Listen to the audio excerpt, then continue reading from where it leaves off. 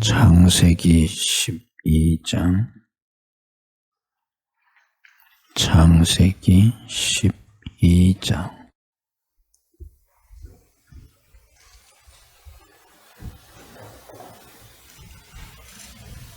창세기 12장입니다.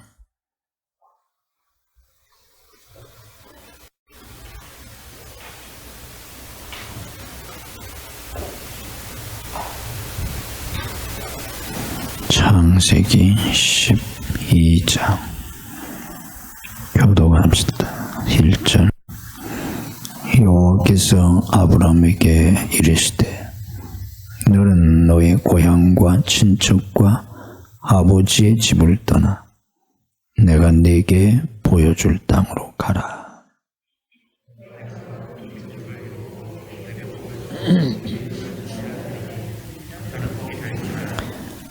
너를 축복하는 자에게는 내가 복을 내리고 너를 저주하는 자에게는 내가 저주하리니 땅의 모든 족속이 너로 말미암아 복을 얻을 것이라 하신지라.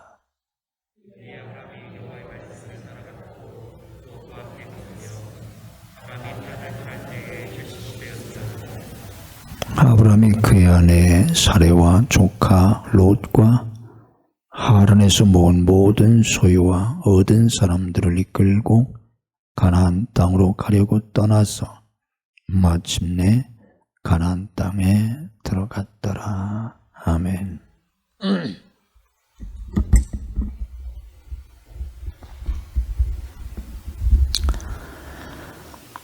우리가 지금 창세기를 전체적으로 요약 정리하고 있습니다. 이 창세기는 성경에서 가장 중요한 그런 성경 중에 하나인데 이 창세기는 성경 전체의 서론이라고 할 수 있는 그런 굉장히 중요한 책입니다. 이 창세기를 모르면 성경을 깨달을 수가 없어요. 그래서 창세기를 잘 알아야 하는데 이 창세기는 지난 시간에 두 부분으로 되어 있다 공부했습니다. 두 부분으로 되어 있는데 창세기 1장부터 11장 이게 첫 부분입니다. 창세기 1장부터 11장까지가 첫 부분인데 이 창세기 1장부터 11장까지가 뭐라고 그랬어요? 뭐라고 한다고? 원역사라고 합니다. 원역사. 1장부터 11장까지가 원역사예요. 이 원역사의 중요한 내용이 뭐냐? 이 원역사에서 가르쳐 주려고 하는 그런 핵심 진리가 뭐냐? 지난 시간에 공부를 했는데 다시 한번 더 요약해서 정리를 해드리면 이 창세기 원역사에서 우리에게 가르쳐 주려고 하는 건 첫째로 뭐예요? 창조 계시. 하나님이 어떻게 처음에 이 우주 만물 인간을 창조하셨나. 특별히 사람을 어떻게 왜 그렇게 창조하셨나. 그걸 가르쳐 줍니다. 굉장히 중요해요. 그걸 모르면 그 뒤에 아무것도 알 수 없어요. 하나님이 인간을 어떻게 만드셨는지, 왜 만드셨는지, 그것도 모르고 어떻게 하나님 뜻대로 살겠습니까? 불가능해요. 그래서 하나님을 아는 것이 지식의 근본이라는 거예요. 잠언에서 말씀하는 것처럼. 하나님이 어떻게 창조하셨나. 창조 계시. 1장과 2장에 기록이 되어 있어요. 그 다음에는 이 인간이 타락하잖아요. 선악과를 따먹고 타락하는데 이 타락의 이야기예요. 어떻게 타락했나? 왜 타락했나? 타락했다는 의미가 뭔가? 타락한 인간의 운명은 어떻게 됐나? 이런 걸 가르쳐 주는 거예요. 그 다음에 내용은 뭐냐고 하면 뭐예요? 죄악. 타락한 인간의 죄악. 죄악된 삶, 하나님에게서 쫓겨나서 이제 사는 그런 하나님 없이 사는 그 타락한 인간, 죄인들의 죄악된 삶을 보여줘요. 이게 4장서부터예요. 그 다음에는 뭐예요? 심판입니다. 하나님은 이런 인간들을 심판하세요. 첫 번째 심판이 창세기 6장에 나와 있는 무슨 심판? 노아 홍수 심판. 물로 심판하세요. 그리고 노아의 8식구만이 구원받아요. 그런 다음에 어떻게 되느냐? 노아의 후손들로 다시 인류가 퍼지게 되는데 그들도 또 죄를 짓게 돼요. 죄인이기 때문에, 타락한 인간이기 때문에 죄를 안 지을 수가 없어요. 그런데 하나님도 어떻게 하세요? 원역사 마지막 장 11장에서 어떻게 합니까? 그들을 또 심판하세요. 그게 바벨탑 사건이에요. 그래서 전체로 보면 이 창세기 1장부터 11장에 있는 이 원역사의 내용은 창조, 타락, 죄악, 심판 이 내용을 보여주는 거예요. 아주 짤막하게 11장까지로 이렇게 요약해서 핵심만을 가르쳐 주지만 그 뒤에 아무리 많이 얘기해 봐도 이것뿐이에요.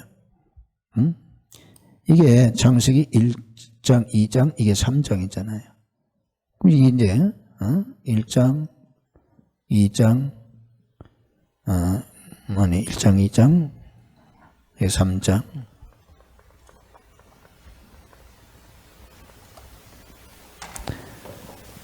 일 장, 2장, 3장이고 여기서부터 이제 4장 이하 내용인데 이 4장 이하 11장에는 내용 불과 몇 장 안 됐지만 이 뒤에 100장, 1000장, 10,000장을 써보아도 이 얘기예요. 그래서 2번 반복하는 것으로 그냥 끝내버려요. 이 뒤에 아무리 얘기를 더 계속한다고 할지라도 똑같아요. 인간의 죄악된 삶, 또 거기에 대해서 하나님 심판. 그럼 심판받은 사람들 가운데 또 남은 자들이 있어요. 이게 이제 구약 이사야에서 말씀하고 있는 남은 자 사상이에요. 이사야에서 가르쳐주는 중요한 진리 중에 하나가 남은 자입니다. 남은 자 사상. 나무가 뱀을 당해도 그루터기는 남아있다.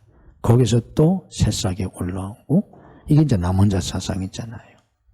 그래서 그 남은 자들을 통해서 또 후손이 퍼지고 그러지만 그들도 또 죄를 져요. 반복되는 거예요. 그래서 11장까지 2번의 심판 이야기를 하고 끝냈습니다. 아무리 계속해서 써봐야 다른 얘기가 없어요. 그 얘기예요, 결국. 이게 타락한 인간의 삶이니까. 그래서 아주 짧게 이게 11장에 걸쳐서 이렇게 얘기하고 서둘러서 그냥 끝내버려요.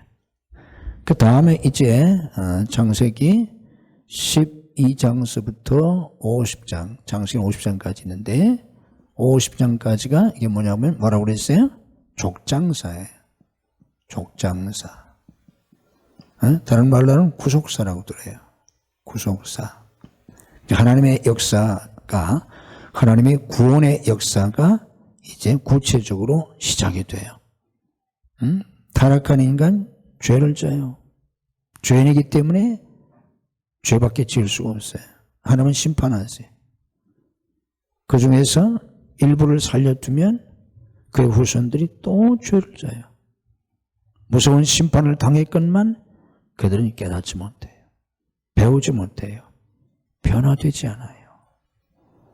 이 타락한 인간의 비극이 뭐냐면 변화되지 못한다는 거예요. 왜? 깨닫지 못해. 깨달아야 변화받는데 깨닫지 못해.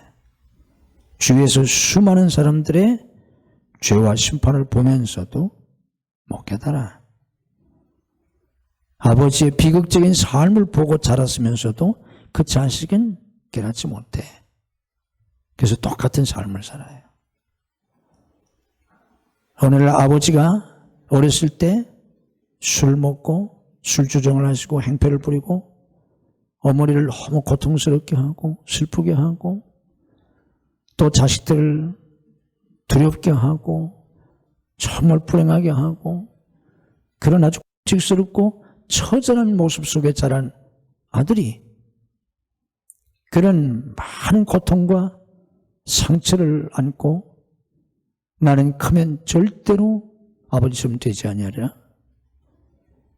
그런 다짐을 수없이 했는데 오랜 세월이 지나서 자기가 나이가 들고 자기가 아버지 나이가 들었을 때 어느 날 보니까 자기가 아버지와 똑같은 모습에 똑같은 짓을 하고 있어요. 똑같은 삶을 반복하고 있어요. 자기도 깜짝 소스라치게 놀랄 정도로. 이게 인간이에요. 인간은 역사 속에서 깨닫지 못하더라. 변화되지 않더라. 이게 인간의 비극입니다. 그래서 더 이상 얘기도 안 해요. 11장에서 끝내버려요. 성경은. 그 다음에 12장서부터는 이제 하나님의 구원의 계획, 그 구원의 역사를 아주 길게 창세기 12장에서부터 말라기까지 이제 신약에 넘어오도록 이걸 이제 아주 길게 얘기하고 있어요. 이 족장사에는 4명의 족장의 이야기예요. 첫째는 아브라함, 그리고 이삭, 그 다음에 야곱, 그 다음에 요셉. 아브라함과 이삭과 야곱, 요셉. 이 4대 족장의 이야기예요. 창세기 12장부터 50장까지가 이 4사람의 족장 이야기인데 이 4사람의 족장 이야기를 통해서 하나님은 하나님의 백성들을 어떻게 하시나, 어떻게 하나님의 백성들을 통해서 하나님의 그 원대한 구원의 역사를 이루어 가시나, 그걸 보여줘요. 12장에서 50장까지니까 굉장히 분량이 많은데 그걸 몇 년에 걸쳐서 우리가 자세하게 공부를 해야 하는데 뭐 시간이 없으니까 제가 2시간, 이번 시간 그리고 다음 시간에 걸쳐서 이 4족장의 이야기를 여러분들에게 정리해 드리려고 해요. 이 4족장의 이야기를 여러분들이 잘 깨닫게 되면 그 중에 여러분의 모습이 있어요. 여러분의 삶이 있어요. 이 안에 어떤 한 사람이 자기하고 특별히 가까울 수도 있고 이 4족장의 어떤 부분들이 여러분에게 해당돼요. 그래서 이 4족장의 이야기만 잘 이야기하면 여러분의 삶이 여기 다 들어있어요. 여기 다 여기서 나와. 아주 중요하니까 여러분들이 익히 많은 내용을 알고 있는데 그걸 제가 여러분들에게 정리를 해드리는 거니까 잘 깨달으세요. 여기에 다 들어있어요. 여러분의 인생이. 요한계시록 2장과 3장에 보면 7교회가 나와 있어요. 왜 7교회예요? 7교회 안에 기독교 역사의 모든 교회가 다 들어가 있어요. 거기에. 그 안에 다 들어가 있어요.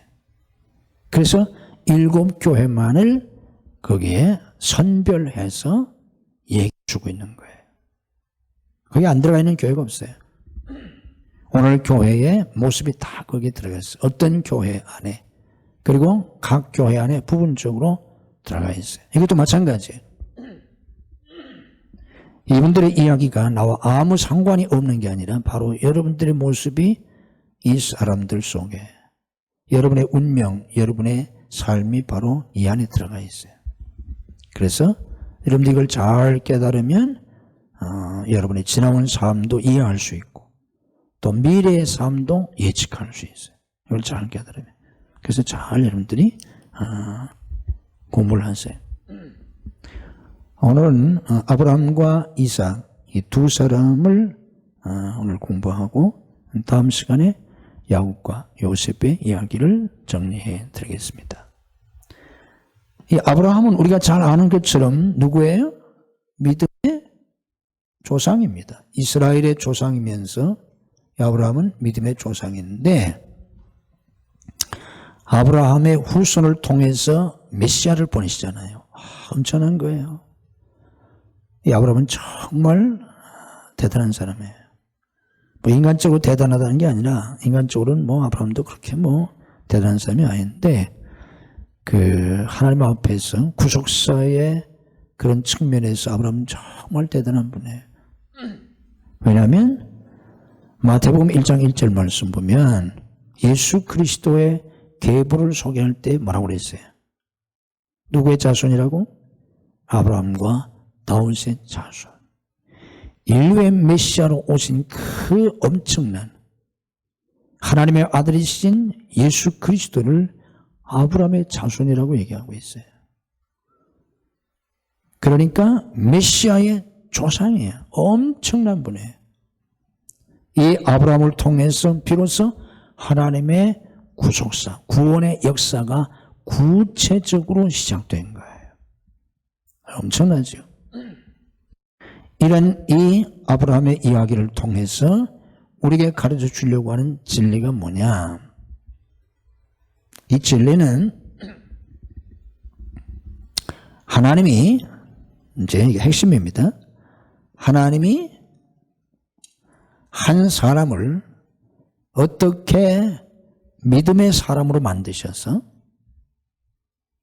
그를 통해서 하나님의 위대한 구원의 역사를 이루시는가, 이걸 보여주는 거예요. 자, 여기서 핵심은 하나님이 한 사람을 어떻게 무슨 사람으로 만든다고? 뭐라고 그랬어요 제가? 믿음의 사람. 따라해보세요. 믿음의 사람. 그래서 아브라함이 믿음의 조상이에요. 기독교가 무슨 종교예요? 믿음의 종교예요. 우리가 믿는 기독교는 믿음의 종교예요. 불교는 무슨 종교라고요? 깨달음의 종교예요. 깨달은 사람이 곧 부처예요. 부처라는 말 자체가 깨달은 자라는 뜻이에요. 불교는 깨닫는 종교예요. 우리 기독교는 깨닫는 종교가 아니에요. 기독교 안에도 깨달음이 있어요. 그러나 깨달음의 종교가 핵심은 깨달음이 아니에요. 유교는 무슨 종교예요? 수양의 종교예요. 수신의 종교예요. 그래서 기독교는 수신의 종교가 아니에요. 기독교는 믿음의 종교예요. 우리가 잘 아는 것처럼 믿음으로 구원받아요. 에베소 2장 8절 말씀처럼 너희가 그 은혜에 의하여 뭐로 말미암아? 믿음으로 말미암아. 믿음을 통해서 구원을 얻었다. 믿음의 종교예요. 주 예수를 믿으라. 그러면 너와 네 집이 구원을 얻으리라. 오직 나의 의인은 무엇으로 말미암아 살리라? 믿음으로 말미암아 살리라. 믿음의 종교입니다. 자, 그러니까 하나님의 구원의 역사의 주인공이 되려면 우리가 무슨 사람이 되어야 된다는 거예요? 믿음의 사람이 되어야 돼요. 믿음의 사람. 아무리 똑똑해도, 아무리 머리가 좋아도, 아무리 첨단 기술을 가지고 있어도, 아무리 건강해도, 아무리 다른 재능이 너무 많아도, 또 아무리 많은 재물을 가지고 있어도, 아무리 높은 지위나 권력을 가지고 있어도 뭐가 없으면, 믿음이 없으면 아무것도 아닙니다. 그래서 로마서에서 뭐라고 말합니까? 믿음으로 하지 않는 모든 게 다 죄라는 거예요. 그 정도로 중요해요, 기독교에서는. 그래서 기독교에서는 뭐니 해도 뭐가 좋아야 돼요? 믿음이 좋아야 돼요. 아멘. 이게 기독교예요. 세상 사람들은 우리 기독교를 그런 눈으로 보지 않아요. 세상 사람들이 교회를 보고 기독교인을 보는 시각은 뭐예요? 어떤 사람이 되길 바라요? 착한 사람, 선한 사람. 그래서 이웃을 위해서 많이 구제하고 봉사하는 그런 교회, 그런 교인들이 되기를 바라요. 물론 이런 요소가 기독교에 있어요. 마땅히 그래야 돼요, 우리도. 그러나 그거보다 더 중요한 건 믿음이에요. 이게 기독교예요. 그래서 좀 달라진 시각이 믿음의 사람이 돼. 믿음의 사람이 되지 못하면 구원 못 받아. 믿음의 사람이 되지 못하면 하나님께 쓰임받지 못해요. 아브라함이 될 수 있었던 것은, 믿음의 조상이 될 수 있었던 것은 그가 믿음의 사람이기 때문에. 그래서 믿음의 조상이라고 그래요. 무슨 사업가의 조상도 아니고 그렇잖아요. 믿음의 조상이에요, 아브라함. 그러면 어떻게 아브라함이 믿음의 사람이 되었나? 이걸 하나님이 보여주시는 거예요. 우리도 믿음의 사람이 되어야 되잖아요. 우리도 믿음의 사람이 되어야 하나님 앞에 복받고 쓰임받을 수 있어요. 어떻게 해서 믿음의 사람이 되는 건가? 그걸 보여줘요. 자, 이 이야기가 이제 12장에서부터 쭉 나오는데, 아브라함의 이야기는 어디에서부터 시작이 되냐면 하나님의 부르심으로부터 시작이 돼요. 하나님이 아브라함을 부르세요. 그리고 본토 친척 아비 집을 떠나라고 하세요. 이게 오늘 우리가 본 12장 1절 이하에 있는 말씀이에요. 아브라함이 아브라함을 부르셨다. 그리고 내가 너로 큰 민족을 이루겠다는 거예요. 내가 내 이름을 창대케 해주겠다는 거예요. 내가 너를 축복하는 자에게 복을 주고 너를 저주하는 자에게 저주하시겠다는 거예요. 그러니 본토 친척 아비 집을 떠나라는 거예요. 이래서 이제 아브라함의 인생이 완전히 바뀝니다. 이런 사건이 없었다면 아브라함은 그냥 거기서 그렇게 살다가 죽었을 거예요. 그런데 이 사건 때문에 아브라함의 운명이 완전히 바뀌어요. 아브라함의 운명만 바뀌는 것이 아니라 그 후손들의 운명이 바뀌어요. 인류의 운명이 바뀌어요. 엄청난 거예요. 엄청난 거예요. 아브라함 한 사람이 믿음의 사람이 되므로 그 자신의 운명이 바뀌었고 인류의 운명이 바뀌어요. 수많은 사람의 운명이 바뀌어요. 그러니까 오늘도 여러분 한 사람이 믿음의 사람이 된다면 그 믿음을 통해서 여러분의 운명이 바뀌고 여러분의 운명만 바뀌는 게 아니에요. 많은 사람의 운명이 바뀔 수 있어요. 아멘. 집에 돌아가서 한번 자기 체크를 해보세요. 고린도 후서에도 그런 말씀이 있잖아요. 13장에. 너희가 믿음 안에 있는가 너희 자신을 시험해봐라. 내가 믿음의 사람이 되었나? 믿음의 사람이 되어서 내가 어떻게 변했나? 믿음의 사람이 되면 반드시 변하게 돼 있어요. 그 운명이 변해요. 또 정말 그가 믿음의 사람이 되면 그만 변하는 것이 아니라 그를 통해서 많은 사람이 변해요. 나를 통해서 누가 변했을까? 나를 통해서 얼마나 많은 사람이 변화되었나? 자기 체크를 좀 해보세요. 내가 그냥 교회만 몇십 년 다닌 것뿐이지 변한 거 하나도 없다. 그 신앙생활 잘못한 거예요. 또 그런데 그러면 나 하나는 신앙생활 하느라고 애를 쓰고 신앙생활을 했는데 나를 통해서 누가 변화됐을까? 나를 통해서 변화된 사람이 하나도 없는 것 같다. 신앙생활 잘못한 거예요. 절대 그럴 수 없어요. 신앙은 운명을 바꿔놓습니다. 반드시 운명을 바꿔놔요. 그리고 변화된 그 사람을 통해서 반드시 누군가가 변화되게 되어 있어요. 이게 믿음의 역사예요. 바울 한 사람이 예수 믿고 얼마나 변했어요. 놀랍게 변했잖아요. 바울을 통해서 얼마나 많은 사람이 변화되어 있어요. 그렇잖아요. 이게 믿음의 사람이에요. 자, 그러면 아브라함의 믿음의 삶은 부르심으로부터 시작이 되는데 이건 시작이에요. 아브라함을 부르신다. 시작으로 끝이 아니에요. 아브라함이 하나님을 부르세요. 부르시고 본토 친척 아비 집을 떠나라고 하세요. 여러분 같으면 떠나겠어 안 떠나겠어? 지금도 만약에 하나님이 나타나셔서 전혀 알지 못하는 저 아프리카 어디에 있는 나라든지 저 무슨 남미 어디에 있는 나라든지 가라면 가겠어 안 가겠어? 지금은 그래도 갈만하죠. 다 아니까 그래도 지금은 뭐 가서 전화라도 할 수 있고 뭐 어딘지 뭐 다 지금 뭐 인터넷 뒤져봐도 알고. 아브라함은 지금부터 4,000년 전에요. 지구가 둥그런 줄도 몰랐어요. 비행기도 없었어요. 라디오도 없었고 전화는 말할 것도 없고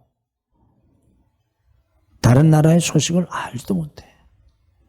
4,000년 전인데. 그래 가라는 거예요. 그때는 부족끼리 이렇게 시족끼리 모여서 집단 생활을 했어요. 다른 부족이 있는데 가면 죽여버렸어요. 그런 시대인데 떠나라는 거야.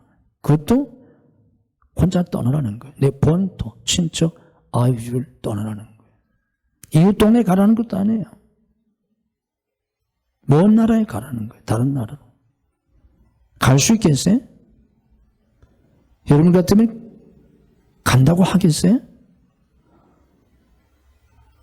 아마 여러분 같으면 간다고 할 사람 하나도 없을 거예요. 남의 이야기니까 그냥 아브라함이 그냥 갔나 보다 갔구나. 우리가 그렇게 아는 내용이니까 받아들이지 이게 만약에 그때 나였다면 내가 그럴 수 있을까? 그때는 고사하고 지금 가라도 안 간다고. 지금 가라면 갈 것 같아요, 여러분? 이런 핑계 저런 핑계 다 되겠지 뭐. 어떤 사람은 지금 학교 다니는 중 공부하는 중에서 안 된다고 하고 어떤 사람은 가고 싶지만 처자식이 있어서 못 갑니다 이럴 거고 뭐. 어떤 사람은 뭐 남편 때문에 못 간다고 할 거고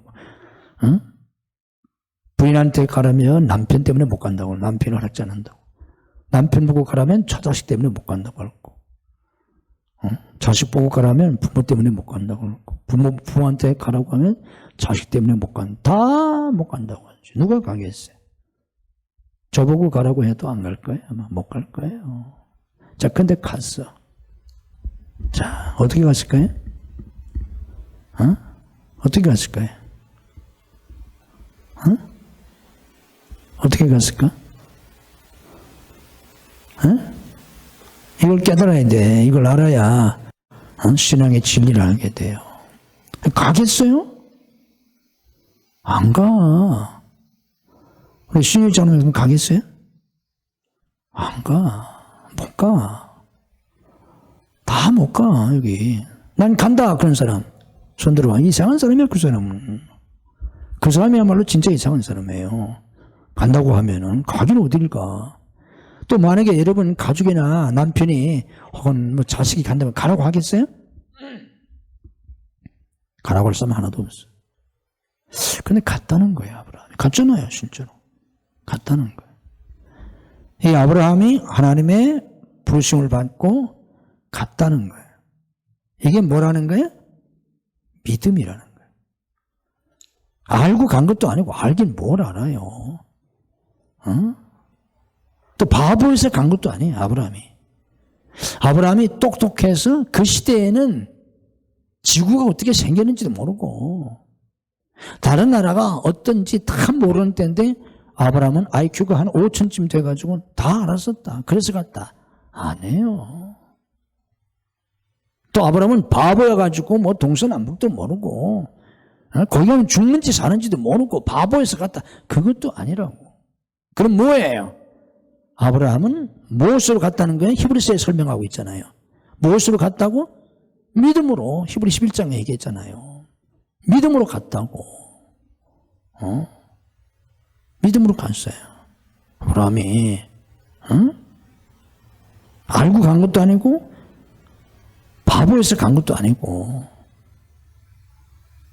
굶어 죽게 생겨도 간 것도 아니에요. 아브라함은 그때 잘 살았어요. 거기 갈대우르가 아주 거기 비옥한 땅이에요. 메소포타미아 지역인데 비옥하게 잘 살았어요.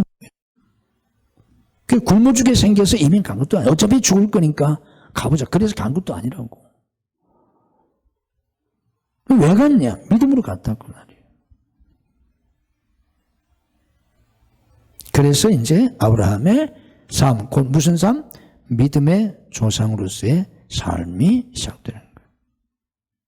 자, 그럼 여기서 당장 우리가 이제 생각해야 될, 깨달아야 될 게 뭐냐고 하면 잘 깨달아. 이런 걸 깨닫지 못하면 아무 소용이 없어요. 아브라함 얘기 백날 알고 있어 봐야 의미를 모르니까.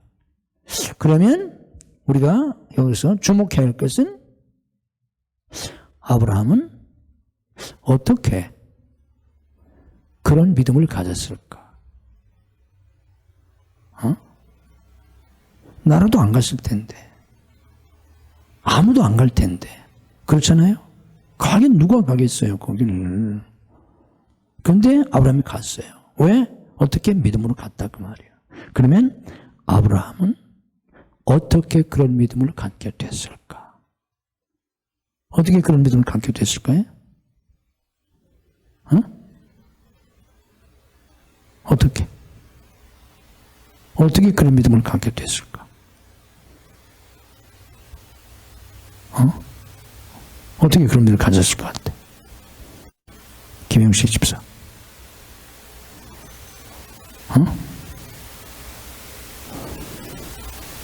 우리가 이 아브라함의 이야기를 공부하는 게 뭐예요?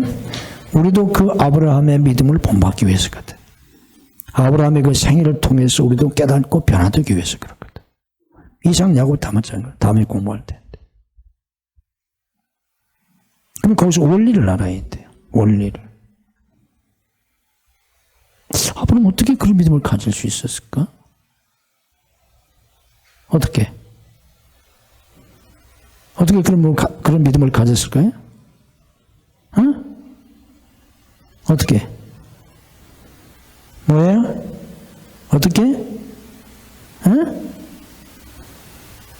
어떻게 그런 믿음을 가졌어요?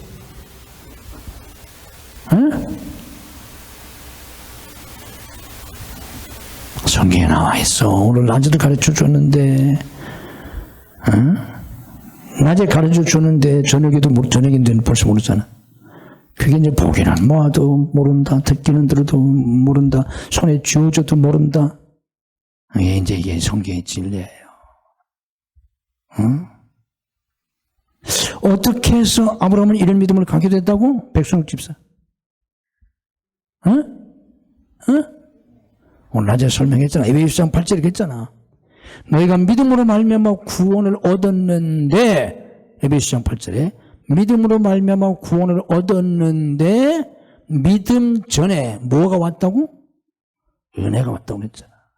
너희가 그 은혜에 의하여, by grace, 은혜에 의해서, 은혜를 인하여 믿음으로 말미암아, through faith, 믿음을 통해서 구원을 받는데 그 전에 은혜가 있어요. 은혜에 의하여 믿음으로 말미암아 구원을 얻었나니 이랬잖아.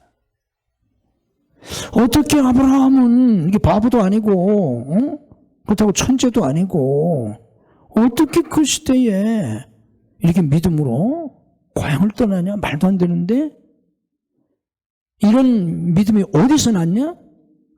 똑똑해서 이런 믿음을 갖게 된 것도 아니고 바보여서 이런 믿음을 갖게 된 것도 아니고 뭐예요? 하나님이 뭐를 주셨다는 거예요? 아브라함에게? 은혜. 따라서 합시다. 은혜를 주셨다는 거예요. 제가 성경 구조론에서 수요일날 설명을 했죠. 성경 구조론에서. 그게 간단한 것 같고 간단한 내용이 아니에요. 그걸 잘 알아야지. 구약은 복음서에 이르게 하고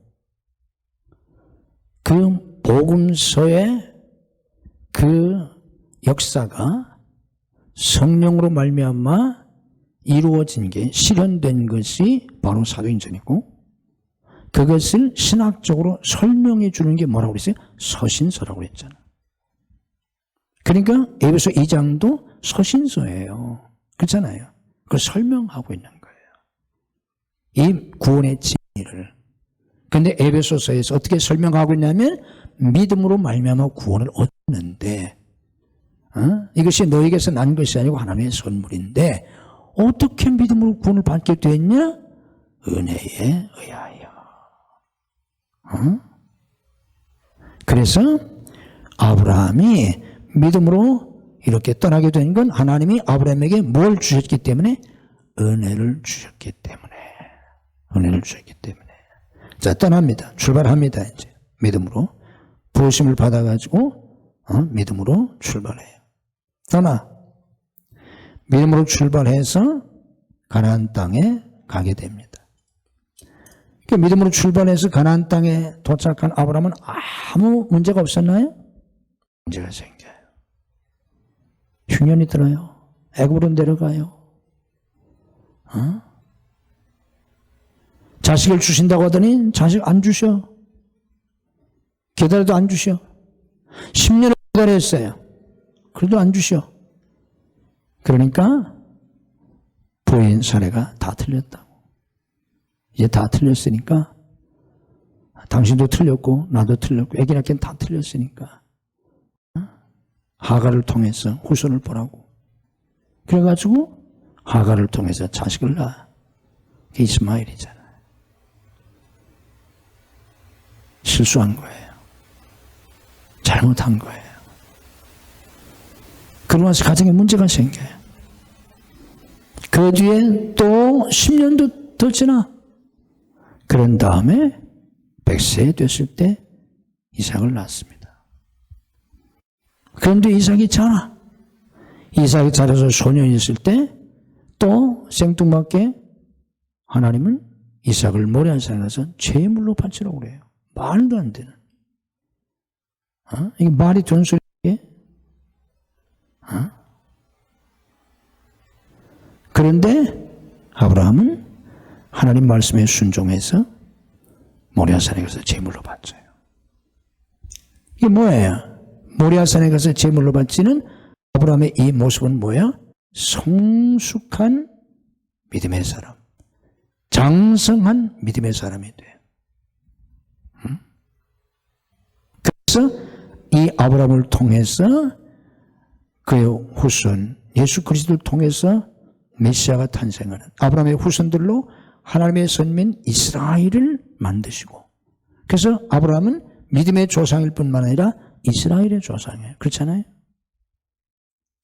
그 후손으로 인류를 구원하는 위대한 역사를 이루어요. 이 과정 속에서 가나안에서부터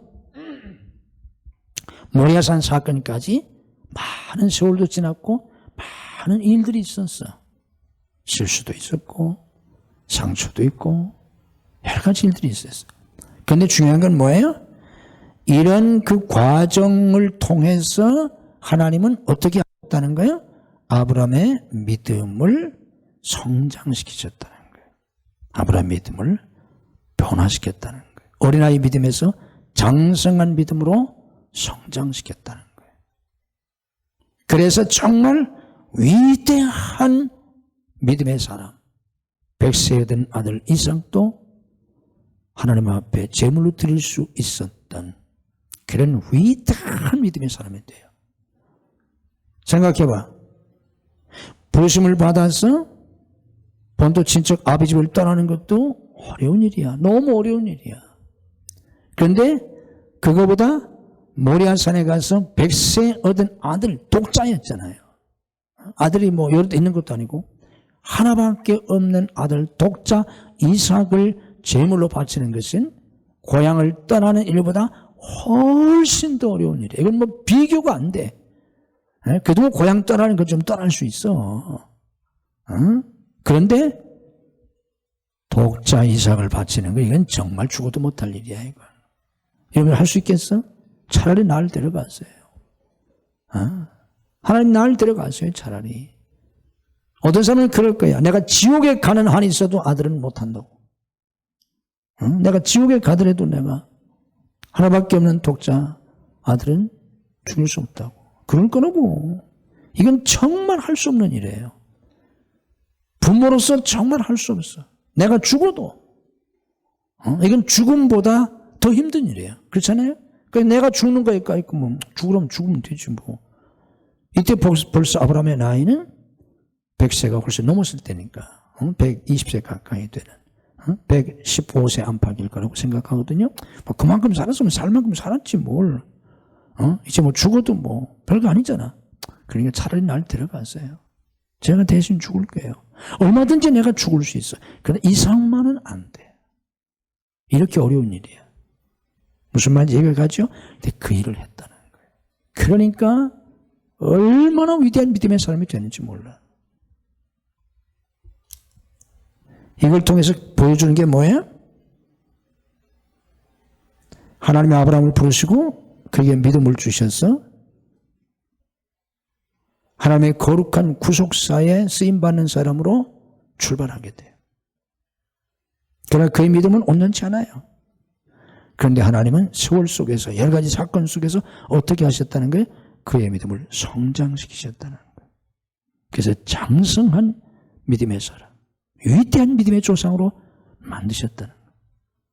그리고 그걸 통해서 그런 역사를 일으키셨다는 거예요. 이게 아브라함의 이야기예요. 이게 우리들의 이야기예요.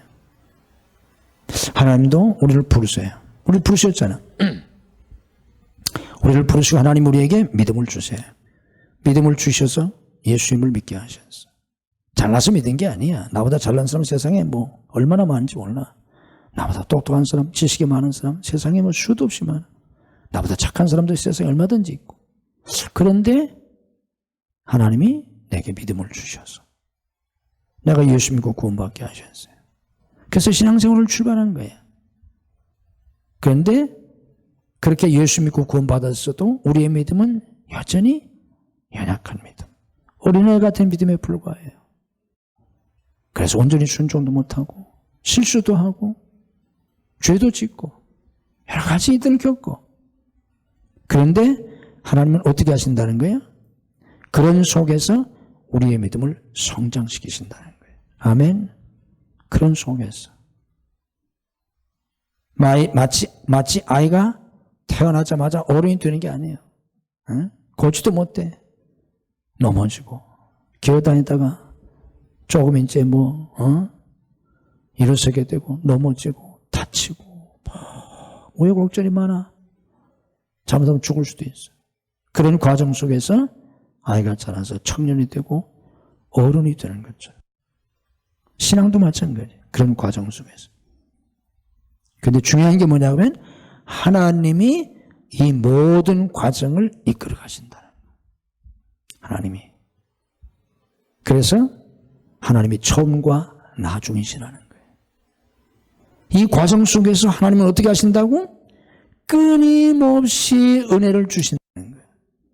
끊임없이. 처음 출발할 때 은혜를 주셨어.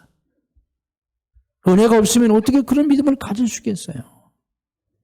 그런데 또 은혜를 주시고 또 은혜를 주시고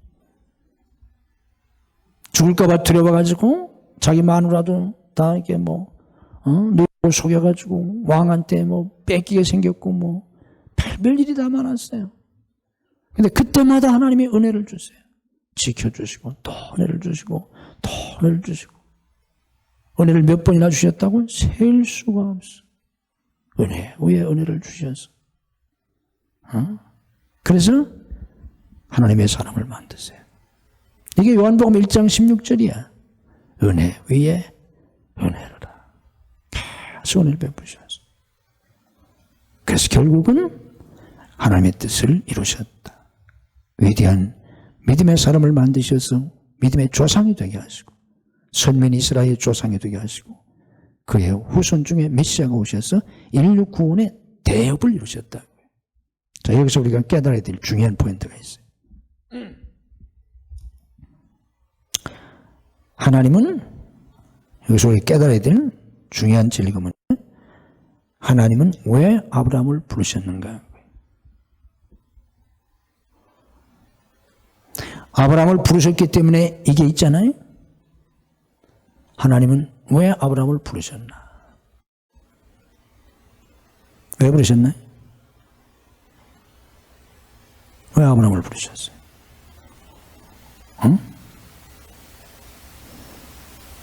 자, 구약에 대한 거는 어디 가면 답이 나와? 복음서에 가면 답이 나와. 복음서가 열리지 않으면 구약을 이해할 수가 없어. 답이 안 나와, 구약이. 복음서는 어디 가면 설명이 나온다고? 서신서에 가면 설명이 다 나와. 서신서에 다 나와 있어요. 왜 하나님이 아브라함을 부르셨다고? 서신서. 서신서가 뭐예요? 로마서부터가 다 서신서야. 유다서까지가 다 서신서로. 서신서에 대한 설명이 나오잖아. 서신서 어디에 나옵니까? 로마서에 나와. 로마서 어디 나와? 8장에. 8장 30절에 나와요. 이 얘기가. 하나님이 왜 아브라함을 부르셨나? 안 부르셨으면 끝난 거 아니에요. 왜 부르셨다고? 로마서 8장 30절에 왜 부르셨다고 그랬어요? 하나님이 어떤 자들을 부르신다고 그랬어요? 미리 정한 자들. 미리 정한 자들. 미리 정하는 게 뭐예요? 예정이에요. 미리 정한 자들을 부르세요. 이걸 에베소서 1장에서는 뭐라고 말하냐면 택하심이라고 얘기하고 있어요. 하나님이 창세전에 우리를 택하셨다. 로마서 8장 30절은 미리 정한 자들을 부르셨다는 거예요. 왜 하필 아브라함이냐? 하나님이 아브라함을 택하셨어. 왜 하필 바울이냐? 바울을 택하셨어요. 왜 다윗이냐? 다윗을 택하셨어요. 왜 베드로냐? 베드로를 택하셨어요. 어떻게 해서 하나님이 나를 부르셨나? 부르셨기 때문에 믿음을 주시고 구원하시는 거예요. 부르시지 않았으면 믿음도 없어. 그래서 로마서 8장 30절에 그 얘기를 하는 거예요. 미리 정한 자들을 부르시고, 아무나 부르는 게 아니야. 미리 정한 자들을 부르시고, 정한 자들을 의롭다 하신다. 의롭다 하신다는 게 뭐야? 믿음을 주셔서 의롭다 하신단 말이에요. 구원하신단 말이에요. 그렇기 때문에 그들을 어떻게 하신다는 게 영화롭게 하신다는 거예요. 이 로마서 8장 30절은 아주 중요한 구절이에요. 이걸 신학적으로 구원 서정이라고 해요. Salvation order. 구원의 순서를 가르쳐주는 그런 구절이다 그 말이에요. 그래서 아브라함이 이렇게 된 건 아브라함을 하나님이 택하셨기 때문에 그렇게 된 거예요. 아브라함이 하나님을 택하시고, 택하셨으니까 부르시고, 택한 자를 부르셨으니까 믿음을 주시는 거예요. 그리고 그의 믿음을 성장시키는 거고, 그래서 그 뜻을 이루신 거예요. 그래서 신앙생활에서 가장 중요한 기본이 되는 건 뭐냐고 하면 하나님이 나를 택하셨다는 거예요. 내가 하나님의 택한 자냐 아니냐. 이게 내 운명의 성패를 결정해요. 이거 서신서에서도 얘기했잖아. 원하는 자로 말미암지 않고 다른 박질하는 자로 말미암지 않고 택하심을 입은 자가 되는 거라고. 하나님이 나를 정말 택하셨냐? 하나님이 우리 아이를 정말 택하셨나? 하나님이 우리 교회를 정말 택하셨나? 성패는 여기에서 결정돼. 잘 들으세요. 우리의 능력의 성패가 있지 않아요. 우리의 노력의 성패도 있지 않아요. 이건 세상 사람들의 운명이에요. 세상 사람들의 운명을 결정하는 요소는 그런 것들에 의해서 결정돼요. 그러나 하나님의 백성들, 성도의 운명은 그것 때문에 결정되지 않아요. 그렇다면 그건 사람에게서 나오는 거잖아. 구원받은 사람은 하나님께로부터 난 자라고 그랬어요. 요한복음 1장 13절에. 하나님의 선택으로 시작합니다. 우리 주님께서 제자들에게도 말씀하셨잖아요. 요한복음 15장. 너희가 나를 택한 것이 아니라 내가 너희를 택하여 세웠다. 정말 하나님이 나를 택하셨나? 정말 하나님이 나를 택하셔서 부르셨나? 그렇다면 걱정할 거 없어요. 아멘. 왜? 정말 하나님이 나를 택하셔서 부르셨다면 하나님이 믿음을 주세요. 하나님이 내 믿음을 성장시키세요. 그래서 하나님이 나를 쓰세요. 아멘. 하나님이 하신다고. 그럼 반대가 되면 내가 아무리 구원받고 싶어도 구원 못 받아. 내가 아무리 복 받고 싶어도 복 못 받아. 내가 아무리 노력해도 소용이 없어. 내가 아무리 하나님 앞에 쓰임 받고 싶어도 소용이 없어요. 억울해도 할 수 없어. 이것 때문에 반대편에 있는 사람이 그렇게 기독교를 미워하는 거예요. 기독교의 진리를 반대하는 거예요. 독선이 있다. 얼마나 많이 욕한지 몰라요. 뭐 요거도 뭐도 할 수 없어요. 그 진리인데 어떻게 하겠어. 이거를 빼면 기독교는 다 무너져요. 이게 기독교예요. 여러분들이 제 얘기를 들으면서도 마음이 잘 받아들일 수도 있고 몸은 잘 안 받아들일 수도 있어요. 할 수 없어요. 기분 나쁘다 할 수도 없고. 그럼 안 택한 사람은 뭐냐? 뭐 하나님이 사랑의 하나님이라더니 뭐냐? 뭐 하나 그게 공의 하나님이냐? 뭐 어쩌고저쩌고 막 5만 가지 책 12권 쓸 수 있어요. 책이 12권도 더 돼. 책방에 가봐. 수만 권이 있어. 그런 책 쓴 게. 할 수 없어요. 어떻게 하겠어요? 그건 마치 뭐하고 똑같대? 왜 하나님 나를 여자로 만드셨어요? 그거 똑같아. 하나님 왜 나를 사람으로 만드셨어요? 사자로 만들지. 그거 똑같아. 난 가끔 이렇게 길을 가다 나무를 보면서 그런 생각을 많이 해요. 쟤들은 얼마나 답답할까. 바람이 불어도 움직이지 못하고. 나무가 바람 분다고 태풍 온다고 어디 뭐 도피하나? 굴 속에 들어가냐? 걔들은 바람이 불어도 태풍이 와도 꼼짝 못하고 서 있어야 되잖아. 눈이 와도 꼼짝없이 눈 받고 서 있어야 돼요. 그렇잖아요. 햇빛이 쨍쨍 내리쬐도 꼼짝 못하고 서 있어야 돼요.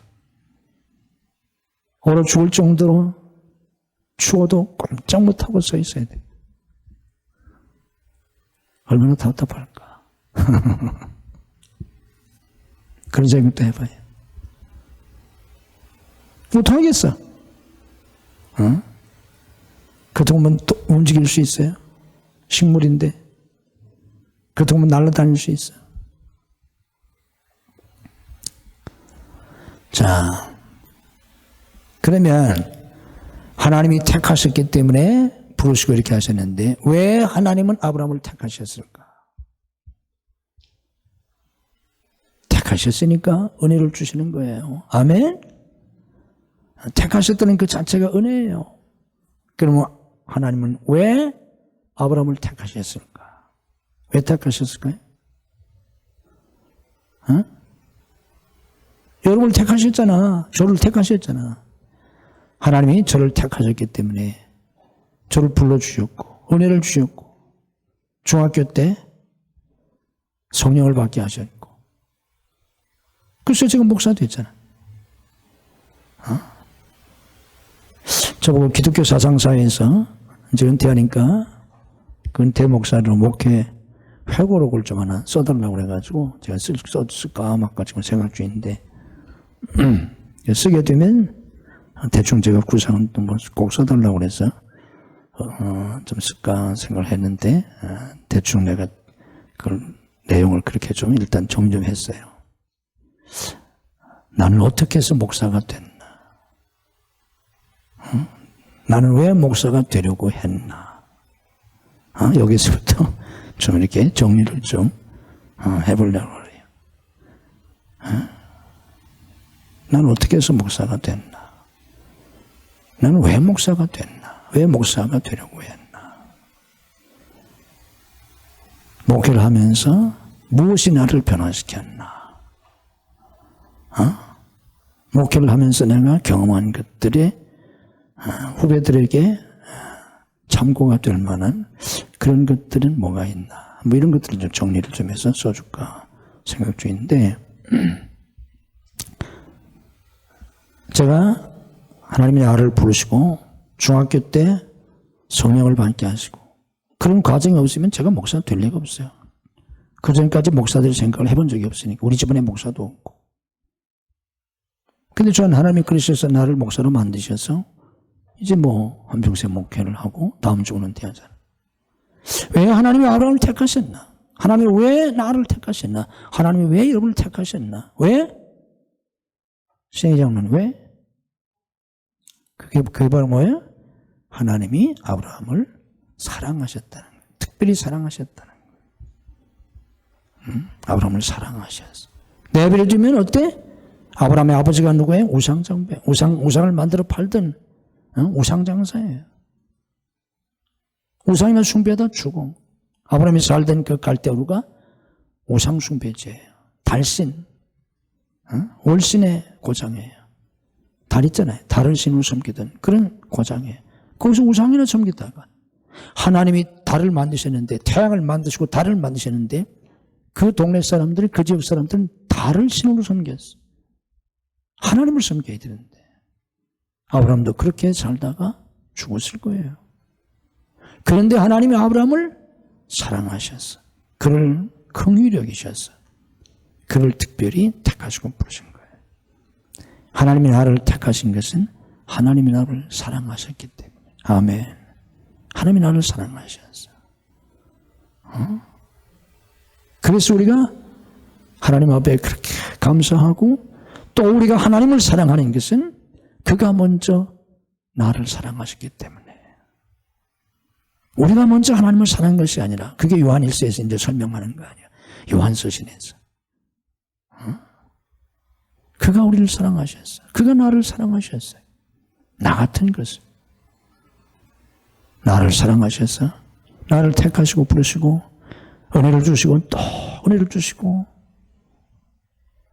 엎치락뒤치락 하지만, 쓰러지고 넘어지고 하지만 은혜 후에 또 은혜를 주시고 은혜를 주셔서 우리의 믿음을 성장시키셔서 성숙한 믿음의 사람이 되게 하시고, 나를 통해서 구원의 역사를 이루시고, 나를 통해서 이루시기 원하시는 하나님의 뜻을 이루신다. 정리하면 뭐예요? 하나님이 아브라함을, 택한 아브라함을 믿음의 사람으로 만드셔서 그를 통해서 위대한 구원의 역사를 이루신다는 거예요. 이게 아브라함의 삶이에요. 아멘. 여러분들도 이 안에 해당이 되는 내용이 많이 있을 수 있어요. 자, 그러면 그 다음에 이삭에 대해서 좀 정리를 하겠습니다. 아브라함의 아들인 이삭. 이 이삭을 통해서 우리에게 가르쳐주는 그런 중요한 진리는 뭐냐? 이삭을 통해서. 이삭을 통해서 하나님이 우리에게 보여주시려고 하는 것은, 아브라함은 믿음의 조상이고 이삭은 아브라함의 아들이잖아요. 아브라함은 믿음의 조상이었고 족장이 됐잖아요. 대족장이 됐습니다. 아브라함이 복을 받아가지고. 그래서 그 집에 길리오는 사병, 군사가 가병이 몇백 명이 될 정도로 굉장한 거잖아요. 여러분 데려다가 몇 명만 데리고 집에서 데리고 먹여 살리려고 해봐요. 그것도 보통 일이 아니잖아요. 제가 지난번에 저기 서천에 가서 붕을 했는데 바닷가잖아요. 거기 이제 교인들이 이제 뭐 김 하는 분도 있고, 뭐 이렇게 또 펜션 하는 분도 있고, 낚싯배 하는 분도 있고, 어떤 사람들에겐 또 고기 잡는 배 하는 분도 있는데, 뭐 고기 잡는 배라고 해서 엄청나게 크겠어요. 뭐 조그만 배죠. 근데 어떤 권사님이 이렇게 고기 잡는 이게 배를 가지고 하시는데, 거기에 그 일꾼이 셋이 있더라고요. 뭐 베트남의 청년들, 이런 사람 셋을 이렇게 두고, 거기 이제 방을 하나 만들어가지고 거기서 숙식하게 하고 하는데, 세 사람을 이렇게 인구로 부리는데 인건비가 1년에 1억이 든대요. 1억이. 그 인건비만. 그러니까 사람을 몇만 데리고 있어도 이게 쉬운 일이 아니에요. 그렇잖아요. 근데 아브라함이 집에서 길리는 종이 몇백 명이었어요. 그러니까 굉장한 돈이 있어야 되는 거 아니에요. 재력이 있어야. 대족장이에요, 대족장. 근데 이삭은 그의 아들이다, 그 말이에요. 이 이삭의 이야기를 통해서 우리에게 가르쳐 주려고 하는 진리가 뭐냐고 하면, 아브라함의 아들인 이삭을 통해서 하나님의 자녀된 성도들이 어떻게, 어떤 복을 누릴 수 있나, 이걸 가르쳐 주려고 하는 거예요. 이삭은 그 아버지, 믿음의 조상이요 대족장이었던 아브라함의 아들이었기 때문에 그 복을 누렸어요. 그렇잖아요. 날 때부터 자기 아버지가 대족장이었어요. 그리고 부자였어요.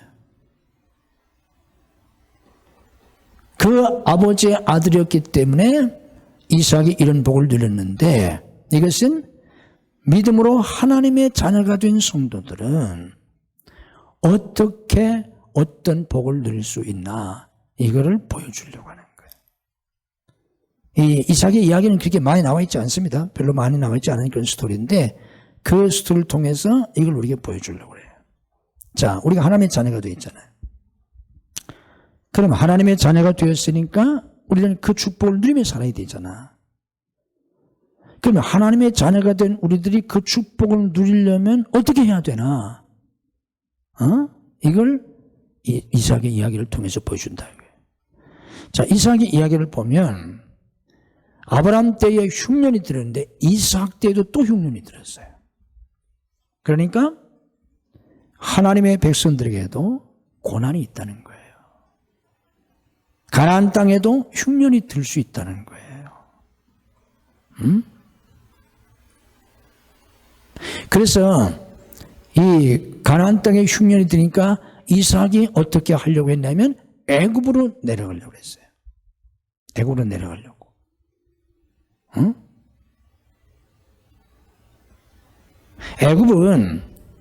애굽은 흉년이 없어요. 왜냐하면 이때의 농사라고 하는 것은 밭농사, 논농사잖아. 아니면 목축업이잖아요. 이건 다 뭐 농사를 짓든 뭐 목축업을 하든 땅에서 곡식이 자라고 풀이 자라야 되잖아요. 그럼 땅에서 곡식이 자라든 풀이 자라든 양이 먹는 풀이 자라든 아니면 밀이나 보리나 곡식이 자라든 여기에 필수 요건이 뭐예요? 물이잖아요. 물인데 그때 물은 하늘에서 비가 내려야 되잖아요. 그래서 비가 안 오면 그냥 흉년 드는 거예요. 가뭄이라고 하잖아요. 엘리야 때 3년 6개월 동안 그랬잖아요. 그런데 애굽은 비가 안 와도 돼. 왜? 강이 있어요. 애굽에 북에서 남으로 관통하는 나일강이 있다고. 그 풍성한 나일강의 수원, 물자원, 그것 때문에 애굽에는 흉년이 없어요. 그래서 애굽으로 내려가려고 한 거예요. 그때 하나님이 뭐라고 말씀하세요? 애굽으로 내려가지 말라는 거예요. 애굽으로 내려가지 말아라. 이 땅에 머물러라. 하나님이 허락하신 땅, 하나님이 약속하신 땅, 그 가나안 땅이에요. 그래서 이 흉년 때 이삭이 애굽으로 가려고 하다가 그랄에 머물렀는데 하나님이 애굽으로 가지 말라고 하세요. 그래서 그냥 그랄에 머무릅니다. 이 그랄이 어느 지역인가 하면 가나안에서 애굽으로 가는 끝자락이에요. 거기서 더 넘어가면 이제 애굽이 돼요. 그 지역이 도시인데 그게 그랄이에요. 근데 하나님은 애굽으로 가지 말라는 거예요. 여기 머물러 있으라는 거예요. 그래서 순종해서 육신적으로만 생각하면 흉년이 들었으니까 가나안 애굽으로 가야 돼요. 거긴 그게 풍성하니까. 그런데 하나님의 명령에 순종해서 그냥 그랄에 머물렀어요. 그랬더니 하나님이 어떻게 하셨어요? 100배의 수확을 거두게 하셨어요. 이게 이삭의 축복이에요. 100배의 열매를 맺게 하셨는데 성경에서 말하는 100배라고 하는 것은 산술적 의미의 100이란 뜻이 아니에요. 풍성한, 많은, 헤아릴 수 없는, 상상할 수 없이 많은 수를 가리키는 거예요. 그게 단순히 100배에 99 플러스 1, 이 복을 받았다는 뜻이 아니에요. 정말 상상할 수 없는 풍성한 복을 받았다. 그런 의미로 100이라는 숫자를 상징적으로 사용한 거예요. 이삭이 하나님 말씀에 순종할 때 상상할 수 없는 복을 받게 됐다는 거예요. 이걸 통해서 하나님은 뭘 가르쳐 주시려고 하냐면 하나님의 자녀들이 어떻게 살아야 되느냐? 어떻게 살아야 된다고? 육신적인 형편을 따라 살지 말고, 이게 이제 신자들의 문제잖아요. 현실을 보고 흉년이 들었으니까 당연히 흉년 안 된 곳으로 가야 되잖아요. 그게 육신적인 생각이잖아. 여기서는 죽을 것 같잖아. 그런데 하나님의 자녀는 형편 따라 살지 말고 육신적인 생각과 계산과 판단으로 따라 살지 말고 뭐로 살라는 거예요? 믿음으로 살라는 거예요. 믿음으로. 그 믿음이 뭐예요? 그 믿음은 두 가지예요. 그 믿음이 뭐예요? 하나는 뭐예요? 하나님의 선하심.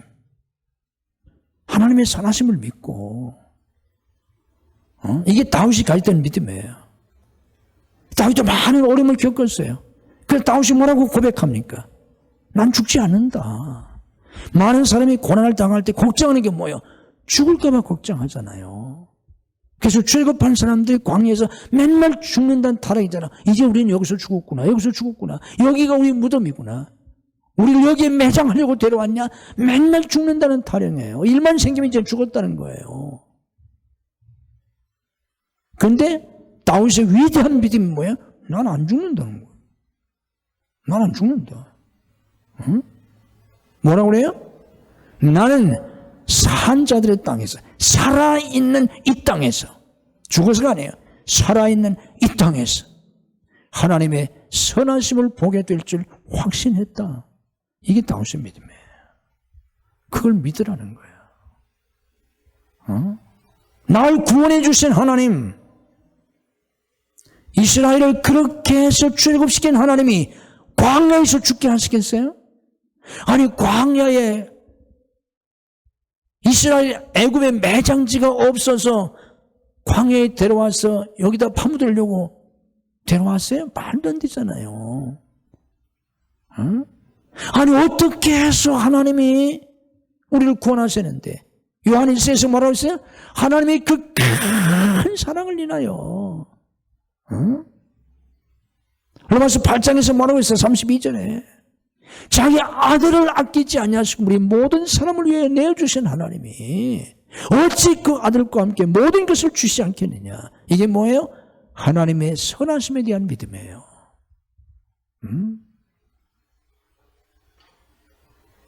어떻게 해서 하나님이 나를 구원하셨는데 어떻게 해서 여기까지 왔는데 고작 여기서 죽게 하려고? 아니에요. 절대 그렇지 않아요. 그래서 하나님의 선하심을 믿어야 돼요. 또 하나는 뭐예요? 중요한 게 뭐예요? 하나님의 약속의 말씀. 우리가 하나님을 믿는 두 가지 핵심이 이거예요. 난 하나님의 선하심을 믿는다. 하나님의 사랑을 믿는다. 하나님의 선하심을 다른 말로 말하면 하나님의 사랑이에요.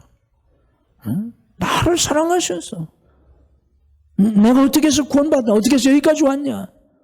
하나님이 나를 사랑하셔서 창세전에 나를 택하시고 부르시고 믿음을 주시고 구원해 주시고 지난 세월 은혜를 주시고 붙잡아 주시고 또 붙잡아 주시고 깨우쳐 주시고 또 깨우쳐 주시고 그래서 여기까지 왔잖아. 근데 지금 고난이 있을지라도 그렇게 해서 여기서 죽이려고? 그런 법이 어디가 있어요? 아니야. 난 하나님의 선하심을 믿는다. 그 선하심을 믿고 믿음으로 나가는 거예요. 또 중요한 게 뭐예요? 하나님의 약속의 말씀이 있어. 하나님이 복을 주시겠다 약속하셨잖아요. 이 땅에서 복을 주시겠다고 약속하셨잖아요. 이 땅을 너와 네 후손에게 주시겠다고 하나님이 약속하셨잖아요. 조상 아브라함에게. 그 하나님의 약속의 말씀. 이걸 믿는 거예요. 그걸 믿고 뭐 해라? 애굽으로 가지 말고. 애굽으로 간다는 게 뭐예요? 인간적으로 하는 거잖아요. 육신적으로 하는 거잖아요. 계산적으로 하는 거잖아요. 현실적으로 하는 거잖아요. 마귀에게 속는 거잖아요. 오늘 교인들이 얼마나 계산적인지 몰라. 큰일이야. 옛날 교인들은 좀 무식했어요. 무식한 덕분에 좀 계산을 잘 할 줄 몰랐어. 요즘 교인들은 컴퓨터 시대가 돼가지고 얼마나 약삭 빠르고 얼마나 계산적이고 얼마나 뭐한지 하나님이 개입할 여지가 없어. 하나님이 뭐 하실 여지가 없어. 뭐 지가 다 뭐 계산 끝인데 뭐 그렇게 살지 말라는 거예요. 그렇게 살면 하나님의 역사가 없어요. 하나님의 약속의 말씀을 믿고 믿음을 가지고 뭐 해라? 순종하는. 이삭은 어렸을 때부터 순종의 사람이었어요. 아버지가 어렸을 때 제사 지내러 간다고 했더니 뭐 양 제사 지낸가 보다 그랬더니 자기가 제물이라는 거 아니에요. 그때 아버지는 이미 100세가 훨씬 넘었어요. 자기는 소년이었어요. 얼마든지 도망칠 수 있어요.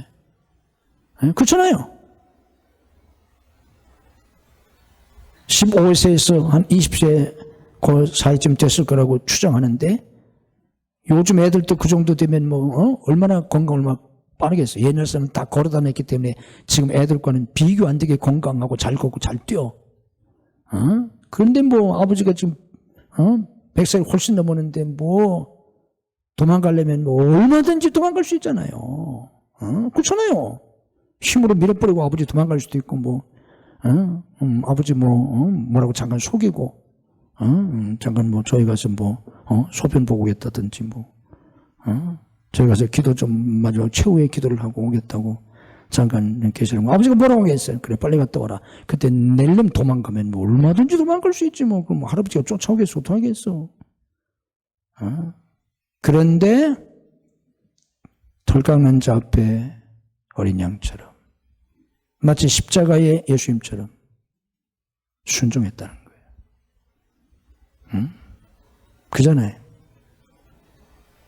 그래서 모리아산에서 제물로 드려진 이 이삭이 예수님의 모형이에요. 예수님이 뭐 능력이 없어 십자가에서 달려 죽으셨어요? 이삭이 뭐 도망갈 줄 몰라서 안 도망갔어요? 얼마든지 도망갈 수 있고 뿌리칠 수 있어요. 그런데 순수하게 순종하잖아요. 이삭은 순종의 모형이에요. 그래서 그날에 머물러 하니까 애굽 안 가고 머물렀어. 그랬더니 하나님이 100배로 복을 주시는 거예요. 이게 하나님의 자녀들이 복받는 비결이라는 거예요.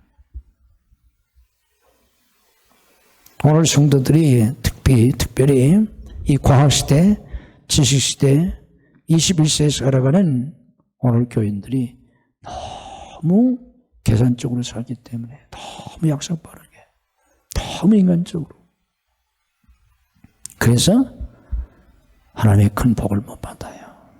하나님의 기적적인 복을 못 받아. 하나님이 역사 주셔야 되는데 믿음으로 살질 않아. 순종하지 않아.